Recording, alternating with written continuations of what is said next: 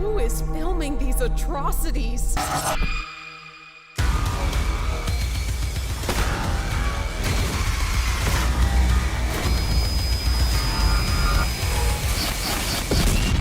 Am I going insane?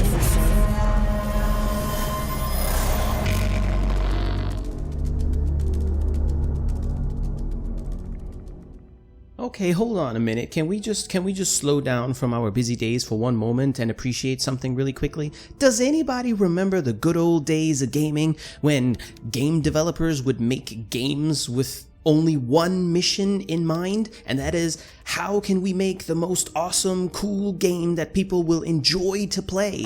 Do you guys remember that? Wasn't that nice? Wouldn't it be nice if developers would kind of migrate back to that kind of mindset, opposed to what most developers seem to be doing today, which is creating with the least amount of effort, the highest possible profit cash grab, shit games riddled with bugs on release, overhyped up the wazoo, geared toward gullible teens? Wouldn't it be great if we could move away from that and just have games that are goddamn good? Well, I think that Dual Effect and Abstract Digital, the developers I've never heard of before, probably because they've never developed anything else, I think they accomplished that goal very well. Welcome to Tormented Souls, and Swazdullah, everybody. How the hell are you? Okay, so what is Tormented Souls? What is this game even about? What the hell is going on? Well, it's a little tricky, but not really. Let me go ahead and lay it out for you in terms that millennials specifically will very much appreciate.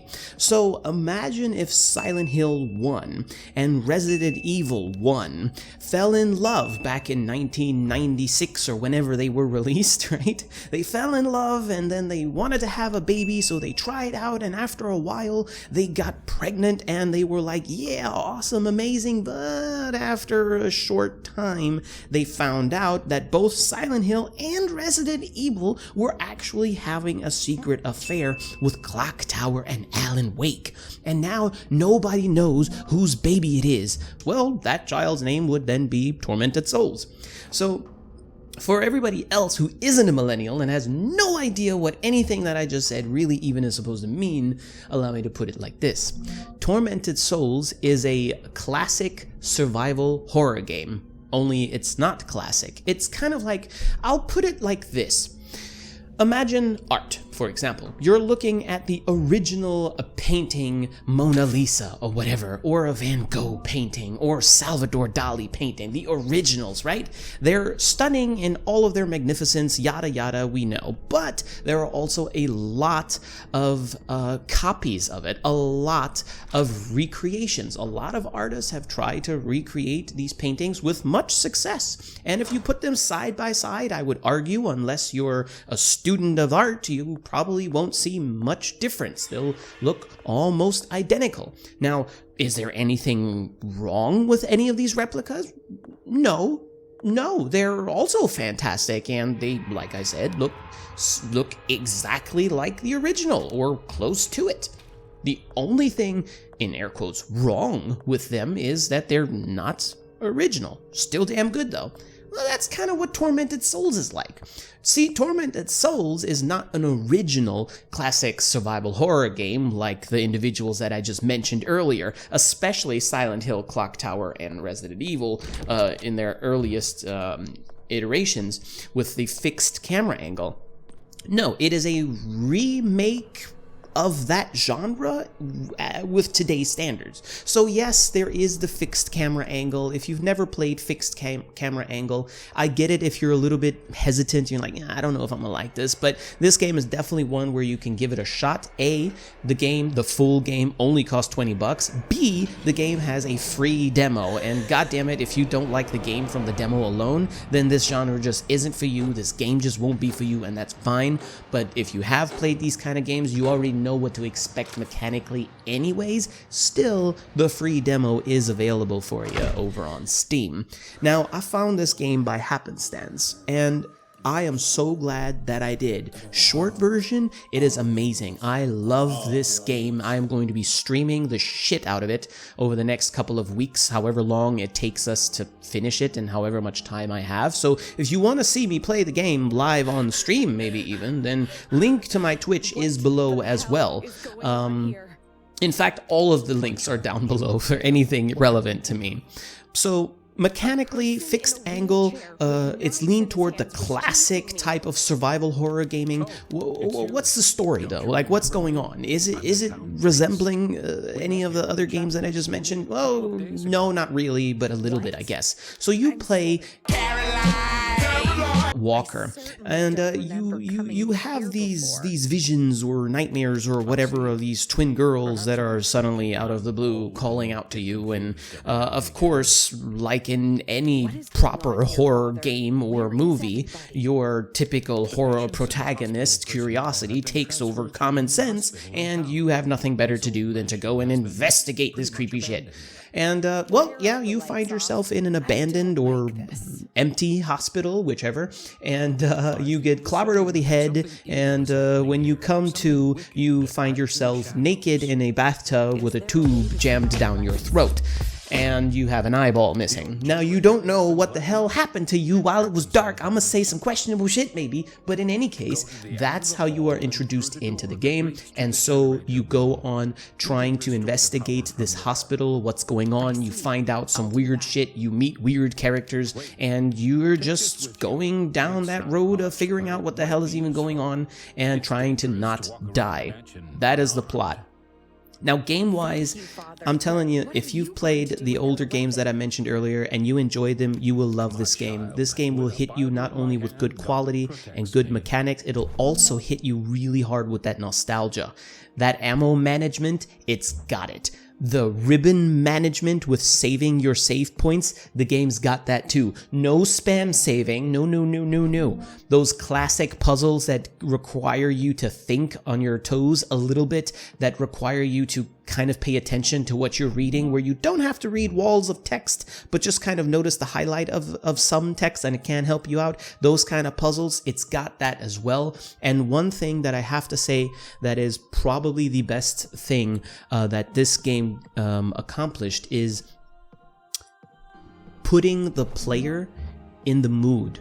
So, as I mentioned at the beginning of this video a little bit, games nowadays, they're kind of, not all games, but a lot of games, they feel like they're made for general pop. You know what I mean? They're made to appease the masses and then move on. They're made to cash grab as quickly as possible. Like I said, they're made toward gullible teens. Not all of them. A lot of games are really, really good, but I mean, come on, how many games have been unbelievably overhyped and then released with a ton of bugs, not even functioning properly? Cough, cough, Cyberpunk, cough, cough, Warframe, Railjack, cough, cough, all of those shits, right?